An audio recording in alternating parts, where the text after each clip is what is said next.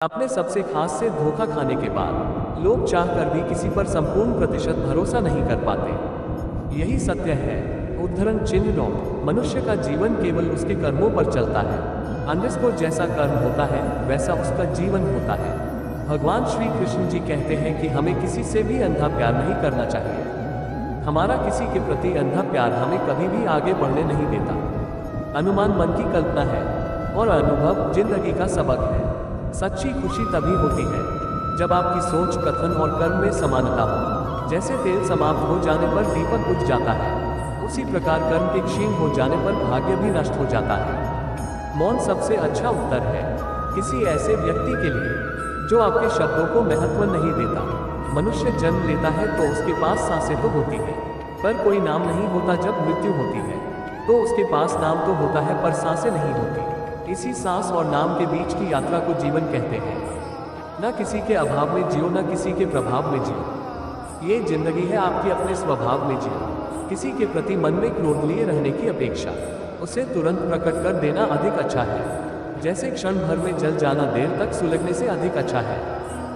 इंसान चाहे जितना भी खुद को व्यस्त रख ले, जिससे वो प्रेम करता है उसकी यादों से नहीं बच सकता।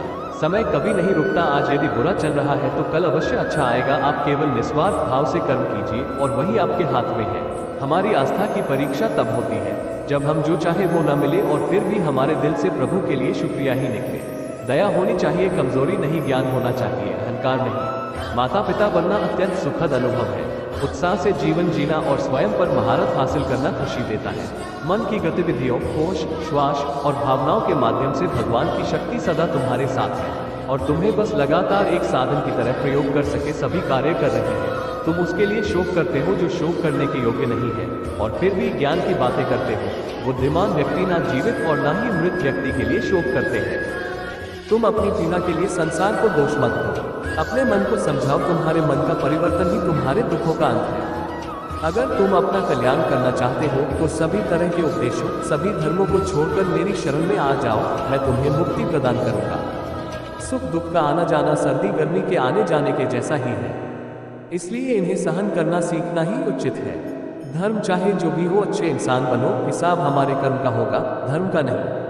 तुम्हारा मोहग्रस्त होकर अपने कर्तव्य पथ से हट जाना मूर्खता है, क्योंकि इससे न तो तुम्हें स्वर्ग की प्राप्ति होगी और न ही तुम्हारी कीर्ति बढ़ेगी। बुरा वक्त आपको जिंदगी के उन सच से सामना करवाता है जिनका आपने अपने अच्छे वक्त में कभी ख्याल भी नहीं किया होता है। किसी दूसरे के जीवन के साथ पूर्ण रूप से जीने से अच्छा है कि हम अपने समय के भाग्य के अनुसार अपूर्ण जिए। जीवन को भगवान से जोड़ दो, सब भगवान पर छोड़ दो। शांत रहना सही है, पर जब गलत हो तब नहीं। खुशियां मन की एक स्थिति है, बाहरी दुनिया से इसका कोई लेना देना नहीं है। जीवन न कल में है न आज में है, जीवन इस पल में है। इस पल का अनुभव ही जीवन है। हम दुनिया से कभी शांति नहीं पा सकते जब तक हम खुद अंदर से शांत ना हो। किसी के साथ दुख बांट पाना भी एक तरह का सुख है। किससे कब और कितना बोलना है, अगर तुमने ये समझ लिया तो तुम अपनी जिंदगी के सार्थक बन चुके हो। सहना चाहिए, मौके पर कहना भी चाहिए और शांति के साथ रहना भी चाहिए। जिसमें प्रेम हो वह हर रिश्ता एक बंधन है, वरना यूं ही नहीं। राधे के साथ देवकी नंदन है। जीवन में कभी मौका मिले तो किसी के लिए सारथी बनना, स्वार्थी नहीं। सेहत के लिए योग और किसी की जरूरत पर सहयोग, दोनों से ही जीवन बदलता है। हमारे भविष्य का आधार आज के यथार्थ लिए गए निर्णय पर निर्भर करता है। इंसान की सोच ही उसकी सबसे बड़ी पहचान है, वरना दुनिया में एक नाम के अनेक इंसान हैं। धर्म से भरा हृदय धर्म का परामर्श देता है और अधर्म से भरा हृदय अधर्म का परामर्श देता है। प्रेम सदैव माफी मांगना पसंद करता है और अहंकार सदैव माफी सुनना पसंद करता है। निर्बलता अवश्य ईश्वर देता है, परंतु मर्यादा मनुष्य का मन खुद निर्माण करता है।